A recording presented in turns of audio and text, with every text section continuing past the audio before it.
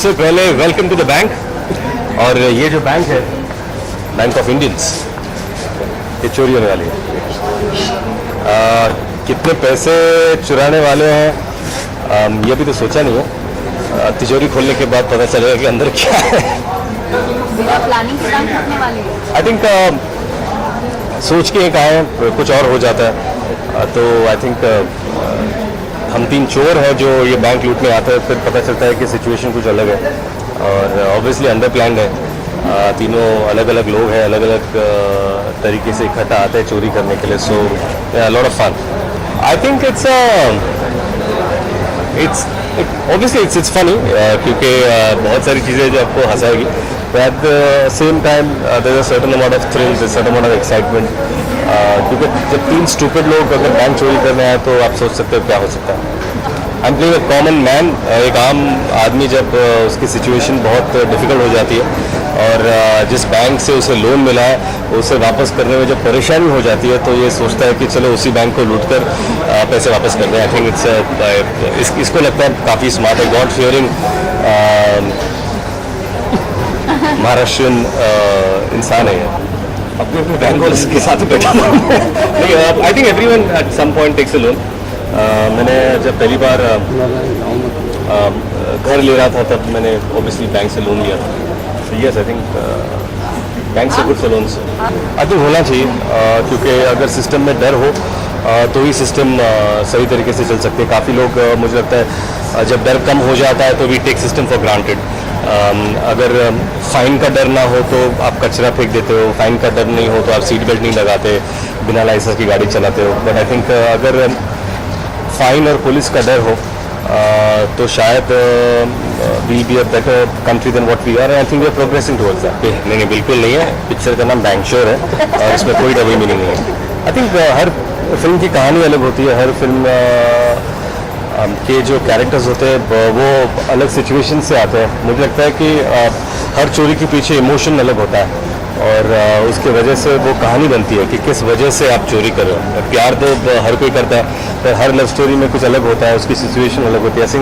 I think this script जब मुझे आशीष पाटिल और बंटी ने सुनाई थी तो I just fell in love with the plot and the character, and that's why I thought this is a great film to be part of. Don't make it a headline, but मैंने बचपन में sketch pen चोरी की थी। हाँ, बहुत अच्छी थी। हाँ, तो I won't tell you what I did later, but yeah, sorry. I think workshop हम लोगों ने काफ़ी हद तक निभाए हैं इस फिल्म के लिए। 3 एक्टर्स हैं, आप ही के इसके विक्रम और भुवन, हम तीनों ने मिलकर काफ़ी रीडिंग्स किए। विवेक के साथ रीडिंग्स हुए, रिया के साथ रीडिंग्स हुए हैं।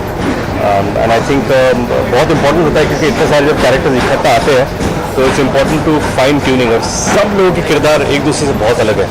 सो आई थिंक हम लोगों ने कम से कम 8 से 10 दिन या उससे भी ज़्यादा टोटल वर्कशॉप्स इस फिल्म के हुए हैं। इट मेक्स यू एक सेट पर शायद एक लोकेशन पे पूरी फिल्म शूट हो रही है apart from exteriors of course, तब I think when you come on the set you feel like you're part of a theatre। जैसे ड्रामा में इतने रिहर्सल होने के बाद ऐसा लगता है कि यार ये सीन मैं जानता हूँ क्या हो रहा है क्या नहीं। इस फिल्म में भी कुछ ऐसा ही हो रहा है। I think thank you very much कि आप लोगों को एक फिल्म पसंद आई, फिर लहभारी रिलीज़ हुई, येलो हो, बालक पालक हो, मराठी फिल्मों को भी आपने बहुत सराहा। So thank you so much. I think जिस इंटेंशन या इंटेग्रिटी से आप फिल्में चूज़ करते हो वही मेंटेन करना चाहूँगा, उसी ऑनेस्टी से के साथ काम करना चाहूँगा। वो फिल्में किस हद तक लोगों को पसंद आती है वो तो बाद में पता चलेगा। But yes, I think every actor when he chooses a script wants to be honest to the script and give it is best.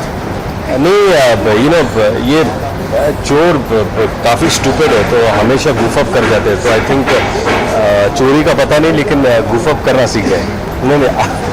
नहीं, ऐसा होता नहीं है। I think I been lucky के हाउसफुल 2, ग्रैंड मस्ती, एक फिल्म, ये 3 फिल्में 100 करोड़ टच कर चुकी है। बट हर फिल्म के डायनामिक्स अलग होते हैं।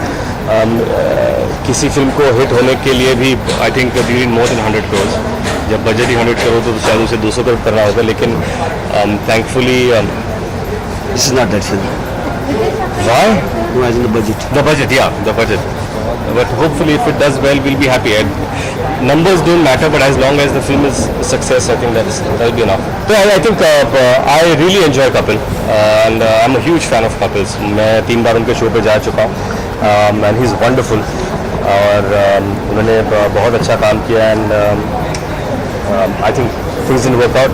Film came my way, I did it, and I'm really happy to be doing this film. In future, if I get a chance to work with Kapil, I'll be really happy to be working with him. यहाँ पे actually 65% of the film वो यहीं पे है bank Center. 65% of the film जो है वो bank के अंदर ही एक्चुअली है एंड इसलिए we actually taken a lot of pains कि उसको ऐसे बनाएं डिज़ाइन करें सेट को कि it doesn't look like a set, it should look like a real bank from inside, a real space that we actually gone and seen. So the lighting, the angles, the way it's been designed, सब is the mix and match of two worlds and designed for this thing. So अभी जो actually आज जो हम लोग कर रहे हैं इज इनको सडनली पता चलता है कि बाहर पुलिस का जमावड़ा लग गया है एंड मीडिया भी एक्चुअली पूरी आ गई है बाहर and then they start panicking.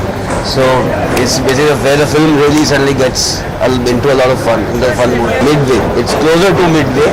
Climax के नज़दीक भी आपको आने नहीं देंगे फिलहाल.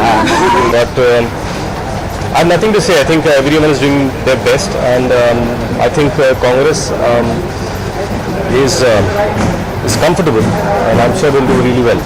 क्योंकि अभी एक 5-way fight हो चुका है, so you really don't know how people are going to vote. I think local issues मायने रखेंगे, और मुझे लगता है कि every constituency will have their own dynamics to deal with, and every leader there is capable of handling it. I think this right now interview is not about elections but about bank show. So